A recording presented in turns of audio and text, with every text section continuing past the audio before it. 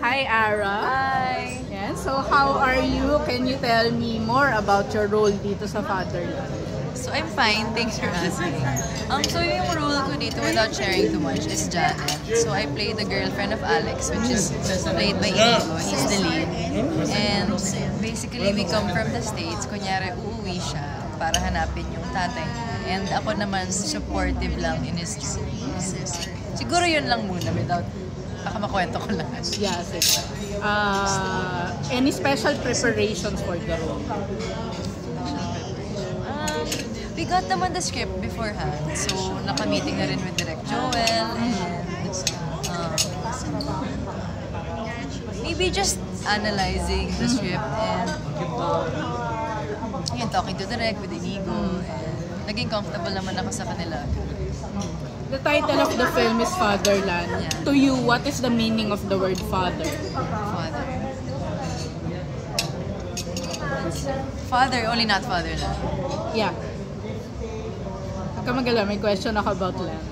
Oh. Well, father, syempre, maybe like a protector, a leader of the family. That's what I think of my dad. Yeah. So, of course, doon naman tayo sa part na land. Diba? So, what can you say about your love for our land or the Philippines? Because now you want to serve the diba? Our public lead. Yeah. What can I say about? Yeah. About the country, your love for the country, our land. Well, I've never lived anywhere else. Kahit minsan yung iba sabi, akala nila, in-English nila ako, akala nila foreigner ako kasi yung Yeah, kinda look German. Yeah! But syempre I love our country. May times na kunyari vacation ako or nag-aral abroad. Pero parang iba, like nag-enjoy ako for a while. And then, I just miss home again. Yung parang hindi ako nakaka-stay long term. Hindi ko nakikita yung sarili ko. Staying long term somewhere else. Kasi parang I think our country is about family. And I think yun yung nami-miss ng mga nalalayo for a long time. So, family togetherness. And totoo yung iba talaga pag sa Pilipinas. How do you distress or relax in between gigs or, of course, other work?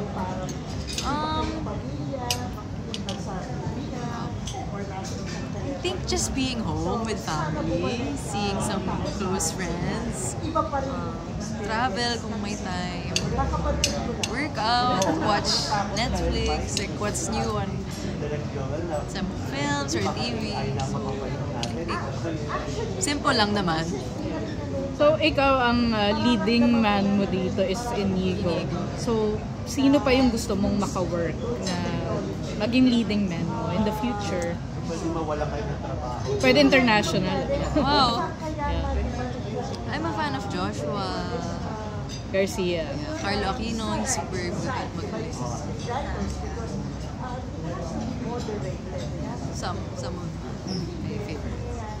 How do you see yourself as an artist in the future? Like, ano pa yung gusto mong i-achieve pagdating sa genre, pagdating sa like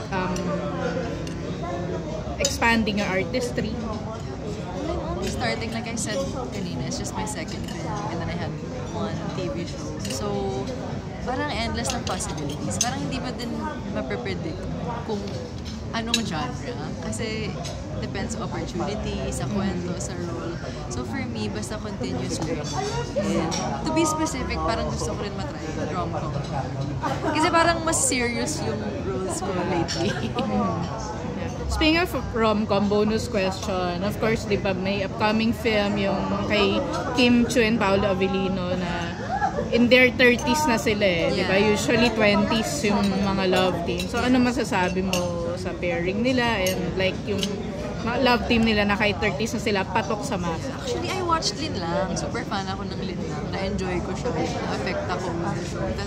Talagang tinutukan ko siya sa prime. And for me, walang age. Yung minsan nga hindi kayo pinipair, pero biglang nagkiklik. So, talagang hindi mo mapapredict how an audience will react. So, yun, parang, like I said, with film, TV, endless possibilities. Ay, last pa pala. Because of course your father is such a great artist. What do you think is the legacy na build niya dito sa movie industry? Actually no pati theater din napanood ko siya sa Palacio de Valentin. I even shot that, Yeah, so actually at home, like yesterday lang, sa den kasi namin, puro movie posters niya, awards. So, as in, and meron for all mediums, like film, TV, theater. So, alam ko lang sa kanya na he gives his best and dedicated, like 100% in whatever he does. Whether it's stage, TV, or film, directing. So, I think yun talaga yung magiging legacy. And, syempre, more than the word, yung pagiging mabuting tao.